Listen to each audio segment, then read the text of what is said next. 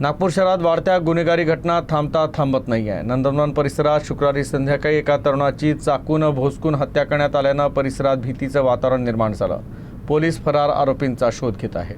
मृताची ओळख संजय उर्फ मोनू ठाकूर असून तो नंदनवन झोपडपट्टी येथील रहिवासी होता। मृतकाविरुद्ध यापूर्वी देखील विविध गुन्ह्यांची नोंद असल्याची माहिती समोर आली आहे। पोलिसांकडून मिळालेल्या माहितीनुसार दुपारच्या सुमारास संजयचा अभिषेक आणि आयुष नावाच्या 2 तरुणांसोबत किरकोळ कारणावरून वाद झाला आणि याच वादातून शुक्रवारी संध्याकाळी उशिरा आरोपींनी संजयला गल्ली क्रमांक 1 मध्ये गाठलं आणि त्याच्यावर चाकूने सपासप वार केले। या हल्ल्यात संजयचा जागीच मृत्यू झाला। घटनेनंतर आरोपी घटनास्थळावरून फरार झाले। माहिती मिळताच परिसरात एकच खळबळ उडाली तर मोठ्या संख्येने नागरिक घटनास्थळी जमा झाले होते। माहिती मिळताच पोलिसांनी घटनास्थळी धाव घेत पंचनामा करत मृतदेह शवविच्छेदनासाठी पाठवला। सध्या नंदनवन पोलिसांनी हत्येचा गुन्हा दाखल करत फरार आरोपींचा शोध सुरू केला आहे।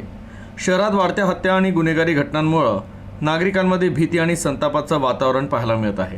रात में 6:30 बजे मृतक नामी संजय उर्फ मोनू दुर्गाशंकर ठाकुर ये नंदनवन झोपड़पट्टी गली नंबर 1 में खड़ा था। उस टाइम में आरोपी नामे